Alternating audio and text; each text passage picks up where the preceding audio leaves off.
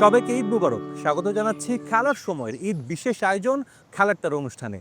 আজ আমাদের সঙ্গে অতিথি হিসেবে এমন একজন রয়েছেন যার অনেকগুলো পরিচয়। তিনি জাতীয় দলের হয়ে ক্রিকেট খেলেছেন, জাতীয় দলকে নেতৃত্ব দিয়েছেন। এখন তিনি সামলাচ্ছেন দেশের ক্রিকেটের দায়িত্ব। আমাদের সঙ্গে আছেন বিসিবি প্রেসিডেন্ট ফারুক আহমেদ। ফারুক ভাই, ওয়েলকাম, ঈদ মুবারক। ঈদ মুবারক। কেমন আছেন? ধন্যবাদ। খুব ভালো। আপনি ক্রিকেট খেলেছেন, দলকে নেতৃত্ব দিয়েছেন, এখন ক্রিকেটের ওভারঅল পুরো দেশের ক্রিকেটের আপনি দায়িত্ব সামলাচ্ছেন। কোন পরিচয়টাতে আপনি স্বাচ্ছন্দ্য বোধ করেন? আসলে তো তিনটা তিন রকম। আমি এটা বুঝতে হবে যে একদম এক্স্যাক্টলি তিন রকম, তিন রকম প্রেশার। আগে শেষটা দিয়ে শুরু করি। প্রেসিডেন্ট হিসাবে এটা আসলে মানে এতগুলো দিক দেখতে হয়, অ্যাডমিনিস্ট্রেটিভ, ফাইন্যান্সিয়াল, তারপরে কর্পোরেট স্ট্রাকচারে, যেটার উপরে এটা একটা যে কোনো একটা কর্পোরেট স্ট্রাকচার সবচেয়ে হেড বলা যায় আর কি। আর প্লেয়িং ডেজ থেকে আমি বলবো যে যখন আমরা খেলা শুরু করেছি তখন তার ক্রিকেটের যে স্ট্রাকচার বলেন, যে ক্রিকেটের প্রেশার বলেন, টোটালি ডিফারেন্ট ছিল। তখন আমরা আমাদের পড়াশোনা শেষ করে ইউনিভার্সিটি যখন ভর্তি হই তখন কিন্তু আমি ন্যাশনাল টিমে চান্স পেয়েছিলাম। মানে ব্যাক ইন, আমার বয়স তখন 19 বছর বয়স, 85-এ আমি আসলে ন্যাশনাল টিমে খেলি। সো তারপরে আস্তে আস্তে যে স্বপ্ন ছিল যে ক্রিকেটার হবো, ন্যাশনাল টিমকে রিপ্রেজেন্ট করবো, প্রথম যখন 82-তে শুরু করি, যাতে নামটা বিশ্বের দরবারে দেখাতে পারি আমি। তো ওইটা এক ধরনের প্রেশার ছিল, একরকম ছিল। ফ্যাসিলিটিস অনেক কম ছিল, আমাদের অনেক চিন্তা আমরা করতে হচ্ছে, এখন তো ফিজিও, ট্রেনার, অনেক কিছু। তারপরে আমি মাঝখানে ক্যাপ্টেন হলাম। ক্যাপ্টেনের যদি ট্রেনিংটা খুব সংক্ষিপ্ত ছিল, আমার মাঝখানে রোল ছিল চিফ সিলেকশন কমিটি রোল। ওইটাতে আমি আসলে ওই রোলটা আমি কিন্তু খুব এনজয় করেছিলাম, খুব স্বাচ্ছন্দ্য বোধ করেছিলাম। আপনার ওই সময় তো দুই দফায় আপনি যখন ছিলেন বাংলাদেশের মেইন যারা ক্রিকেটার ওয়ার্ল্ড ওয়াইড যাদের তারা কিন্তু সেই সময় উঠে এসেছে। হ্যাঁ, আমার মনে হয় এই জন্যেই এটা একটা কারণ। আর ওইখানে তো স্কোপ ছিল অনেক বেশি কাজ করার। ক্রিকেটের যে মেধাটা আপনার আছে ওটা আমরা প্রুফ করার একটা খুব ভালো জায়গা ছিল ওটা। তখন আমি কাজ করেছি আথর আলী খান আর জিএম নস্টর প্রিন্সের সাথে। তখন ক্যাপ্টেন ছিল most of the time Habibul Bashar Sumon, আর ডেভ ওয়ার্ডম্যান ছিল আমাদের কোচ। সো আমরা এই চারজন কোচও পার্ট ছিল। আমরা চেষ্টা করতাম যেই ছেলেটাকে আমরা চিন্তা করতাম এই ছেলেটাকে আমরা নিব, ওদের কিন্তু আমরা, ওর যদি খেলার আশায় যে থাকতো তাও আমি বলতাম যে একজন সিলেক্টরকে হয়তো আমি মিস করেছি তার খেলা দেখা। সো এই যে প্ল্যান করে যে কাজগুলো আমরা যখন করতে পেরেছি, আই এম শিওর দ্যাট এর মধ্যে 3-4টা ছেলে তো দীর্ঘ লম্বা 16-17 বছর খেলেছে ন্যাশনাল টিমে। সো ওই কাজটা আমি সবচেয়ে বেশি স্বাচ্ছন্দ্য বোধ করেছি। বাট তারপর সবগুলো কাজে has got different challenges. Exactly. আপনি এখন ক্রিকেট বোর্ডের প্রেসিডেন্ট হিসেবে আছেন, একটা ভিন্ন পরিস্থিতিতে দায়িত্ব পেয়েছেন, চ্যালেঞ্জটা অনেক বেশি। আমরা দেখেছি বিগত অনেক দিন বাংলাদেশের ক্রিকেট অনেক জায়গা ছিল যেগুলোতে ঠিকমতো কাজ হয়নি, যার ফল কিন্তু আমরা দেখেছি মাঠের বাইরে সব জায়গায়। তো ওভারঅল এই জায়গাটা কতটা এনজয় করছেন, চ্যালেঞ্জটা কতটা? Huge challenge. তার কারণ হচ্ছে আপনি জানেন যে আমাদের একটা ক্রিকেট বোর্ড ছিল যেটার ডিরেক্টর ছিল 25 জন। কিন্তু এখন কিন্তু আপনি দেখবেন যে আমি প্রথম যেই 3-4 মাস কাজ করেছি পুরোপুরি বলতে হবে ওয়ান হ্যান্ডেডলি করতে হয়েছে আর কি। এবং যতটুকু আমরা জানি আপনি এভরিডে অফিস করেন বোর্ডে, আমি চেষ্টা করি আর কি, যেহেতু প্রেসিডেন্টকে দেখিনি হ্যাঁ অনেকগুলো everyday কাজ, office যেহেতু যেতে। মনে করি যে 25 জনের কাজ 10 জন, এবং 10 জনের মধ্যেও মনে করেন সবাই যে খুব অ্যাক্টিভ তাও আমি বলবো না। সো সবগুলো করতে গিয়ে এটা আসলে মানে বোর্ড প্রেসিডেন্ট থেকে it was more of a just over CEO, এরকম একটা কাজ আমি নিয়েছি আর কি, আমার মনে হয় আর কি। সেক্ষেত্রে আপনার মানে আসার পর থেকেই আমি মানে চেষ্টা করেছি কিছু কি এরিয়া ডিটেক্ট করছি। এবার যদি আপনি লোকাল যে লিগগুলো হয়েছে, আপনি right from like third division, second division, first division, সবগুলো কিন্তু আপনি একদিনের জন্য কোনো ম্যাচ পিছিয়ে বিকজ এটা বলেছে সিসিডিএমকে, যার যেই দায়িত্ব তারা ওইভাবে সব কিছু তারা করেছে। ওখানে আমার ওভারঅল সুপারভিশন ছিল, বাট অথরিটি কিন্তু তাদের দিয়ে দেওয়া হয়েছে। আমি আসার পরে চিন্তা করেছি আমাদের আসলে হিউজ 40-50 হাজার ক্যাপাসিটি স্টেডিয়াম দরকার নেই, আমাদের দরকার হলে গিয়ে মাঠটার মধ্যে কী দরকার আপনার, খুব ভালো পিচ দরকার, উইকেট দরকার, রাইট, গ্রাউন্ডটা, ভালো ড্রেসিং রুম, যেটার আপনার ফ্যাসিলিটি আমি বলবো প্লেয়ারদের যাতে কমফোর্টেবল থাকে, চেষ্টা করছি আর কি। হোপফুলি দেখি ইলেকশন খুব বেশি দূরে নাই, আসলে হয়তো আরও কিছু আমার ম্যান পাওয়ার হলে আমরা কাজটা ভালোভাবে করতে পারবো। ফারুক ভাই, যেহেতু আমরা ঈদের মধ্যে আপনার সাথে কথা বলছি, ঢাকাতেই তো বড় হয়েছেন, স্কুল কলেজ ইউনিভার্সিটি সবই ঢাকায়, তবে ছোটবেলার ঈদগুলো কোথায় করা হতো বেশি? ঢাকাতে করতেন না আপনার গ্রামের বাড়িতে যাওয়া? আসলে ঢাকা থেকে আমরা 74 পর্যন্ত নারায়ণগঞ্জে থাকতাম, আমার বাবার সব ব্যবসা ছিল পাট। সো তখন আমরা ছোটোবেলার ঈদগুলো আমরা একটাই তো গ্রামের বাড়িতে করতাম, এটা আমাদের বিক্রমপুরে। নারায়ণগঞ্জ সবাই মনে করে আমি নারায়ণগঞ্জের, আসলে আমার দেশের বাড়ি হলে গিয়ে মুন্সিগঞ্জ, তখন বিক্রমপুর ছিল। বিক্রমপুর তখন মানিকগঞ্জ, বিক্রমপুর সব একসাথে ছিল। অ্যাটলিস্ট কোরবানি ঈদটা করতাম আমরা। কোরবানি ঈদ আমরা যেতাম হলে গিয়ে, রাস্তা ছিল না তখন, আমাদের নৌকায় যেতে হতো। সো নৌকাটা থাকতে হলে গিয়ে বিশাল নৌকা, মানে বজরা টাইপ আর কি, যাতে আমাদের ফ্যামিলি মেম্বার আমরা কিন্তু 7 ভাই বোন, তার সাথে মামা, খালা, বাবা, মা, মানে পুরো নৌকাতে আপনারা পুরো সবাই। নৌকাতে আমরা সবাই। আর নৌকাও সময় নিত 4 ঘন্টা তো নিতই। 4 ঘন্টা হয়তো 10টায় শুরু করলাম, পৌঁছতে 2-3টা বেজে যেত। ওখানে খাওয়া-দাওয়া, ওখানে গান শুনতাম, সো আড্ডা হতো। সো ইট ওয়াজ মানে লাইক ঈদের আগে ঈদের আনন্দ ঈদের আপনার আগে ওই যাত্রাতে পুরোপুরি হইতো। যাত্রাতে খুব আনন্দ করতাম আমরা। এখন হয় কি যে এই যে আমাদের বাচ্চাদের আমরা একটু বকা দেই, এত গেজেট ইউজ করে।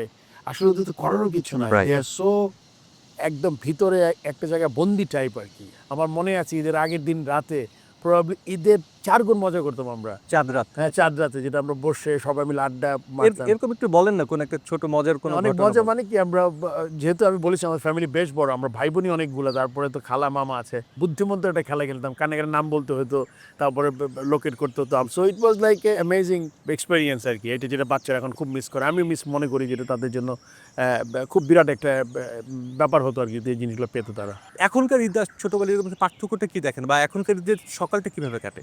আসলে আমাদের বাসায় একটা ট্র্যাডিশন ছিল, বাবা যখন বেঁচে ছিলেন সকালবেলা সব আত্মীয়-স্বজন আসতো আপনাদের বাসায়? আমাদের বাসায়। আচ্ছা, এটা তাদেরই। একদম জাস্ট রীতি, অলিখিত আমার রীতি। মনে পড়ে যে 45 বছর আমার মনে আছে আর কি, 45-48 বছর সকালে আসতো।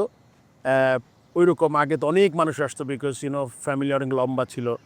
এখন বিভিন্ন জায়গায় মানুষ চলে গেছে। ওই আমার বাসায় এসে নাস্তাটা আমার বাসাতে। বাবা মারা গেছেন প্রায় 93, তো প্রায় 32 বছর হয়ে গেছে। ওইটা এখনও কন্টিনিউ করছি, সব কিছু করি, বাট মানুষের সংখ্যা একদম কমে গেছে। তো ওই ট্র্যাডিশনটা এখন আমি রেখেছি। লোক আসে এখন 5-7 জন, এই নিয়েই আমাদের আসলে হয়ে যায় আর কি, ঈদটা পার হয়ে যায় সকালটা অ্যাটলিস্ট। আপনি কিছু রান্না করেন না, বা নাকি ভাবি আমি সব তো করে? না, আমার রান্নার খুব ভালো ন্যাক আছে। আমি তো সবসময় বলি যে আমি আসলে এই ক্রিকেটে না হলে কুক হতেন, আমি শেফ হতেন। শেফ হতাম শেফ হতেন, হ্যাঁ। ডেফিনেটলি, বিকজ খুব খুশি থাকি তখনও রাঁধতে ভালো লাগে। যখন আমি ডিপ্রেস থাকি, মন খারাপ থাকে, তখন আমার রাঁধতে ভালো লাগে, বিকজ রান্নার সব একদম ঢুকে যায় ভিতরে। অভ্যাসটা গ্রো করেছে, মাকে দেখতাম রান্না করতে, সো মার সাথে হয়তো গল্প করতে হতো, দেখতাম কীভাবে রান্না করে। সো এটা আস্তে আস্তে আমার মধ্যে ঢুকে গেছে। কখন যে মনে করি যে আমি really love this job. Car roast মজা হয়, আপনার না ভাবিরটা? ও ডিফারেন্ট কুক, ও খুব ভালো রান্না করে, বাট দুজনের রান্না করে ধারা একদম ডিফারেন্ট। প্লেইং ক্যারিয়ারের কথা একটু জানতে চাই। আপনি তো লম্বা সময় বিমানে খেলেছেন, মানে আগেকার প্রিমিয়ার লিগ, এবারও তো প্রিমিয়ার লিগ হচ্ছে, অনেক দিন ধরে হয়ে আসছে। সব কিছু মিলে পার্থক্যটা কি দেখেন? আগেকার লিগে আরও একটু বেশি কম্পিটিটিভ ছিল? দুইটা তো মেইন পার্থক্য আমরা সবাই জানি। এখন আসলে দুনিয়া ভরে এত ক্রিকেট খেলা, ওই আপনি দেখবেন ডোমেস্টিক ক্রিকেটে কিন্তু দর্শক আর নাই। আমাদের তো মোটিভেশন বলি, আমাদের তো টাকা পয়সা অনেক কম ছিল, আপনি জানেন, কিন্তু মোটিভেশন ছিল এই দর্শকেরই, এই যে দর্শকের ভালোবাসা, চিৎকার করে ভালোবাসায় খেলা দেখতে আসতো। তারপরে প্রিমিয়ার লিগ আমি বলবো, আবানি মর্নি খেলা মানেই তো আপনার, তখন তো আস্তে আস্তে আরও বড় টিম, বিমানের কথা আপনি উল্লেখ করেছেন। As a captain, as a player লম্বা সময় খেলেছি। আনফর্চুনেটলি কোনোদিন মোহামেডান খেলা হয় না আপনার? মর্নিং খেলা হয়নি। Morning I wanted to play, but for some reason কথা হয়েছে, সব কিছু ঠিক আছে, সামহাও লাস্ট মোমেন্টে আমার যাওয়া হয় না আর কি। যে কোনো 3টা বা 4টা যদি বলি যে এই কাজগুলো আপনি ইমিডিয়েটলি যদি খুব দ্রুত করতে পারতেন, মানে আপনি স্যাটিসফাইড হতেন, কোন সেক্টরটা হতো? আমি আপনাকে আগে বলি যে আমি মাঠের সংখ্যা বাড়াতে চাই, এটা একদম this is my dream, and hopefully এটা আপনি নেক্সট ইয়ারের মধ্যে আরও 3-4টা মাঠ, আমি এয়ারফোর্সের সাথে কথা বলে তাদের একটা মাঠ নেওয়ার চেষ্টা করেছি। সো এগুলো তো আসলে লম্বা সময়ের জন্য পাওয়া যাবে না, বাট আমার মনে করেছি যদি আমি 5 বছরও পাই, আমার যেই সারা বছর ধরে যেই খেলার যেই ইয়েটা করা দরকার, এগুলো আমরা করতে পারি যাতে। আপনার তো একটা ভিশন আছে যে আমি বাংলাদেশ ক্রিকেটকে এই জায়গায় দেখতে চাই। যদি আপনি ওইরকম ভিশন করেন, এখন বাংলাদেশ ক্রিকেটের আমি মনে করি অনেক জায়গা আনট্যাপড আছে, যেগুলো আপনি really I am so focused on those. যেমন আপনার আম্পায়ার, কোচেস, তারপরে কিউরেটার্স, এদের জীবনের মান উন্নয়ন করা। আমরা শুধুমাত্র ফোকাস করি ন্যাশনাল টিমের তাদের পারফরমেন্স। অ্যান্ড ন্যাশনাল টিম পারফরমেন্সটা কেমনে হবে, এটা কিন্তু আমরা ম্যাক্সিমাম লোক চিন্তা করি না।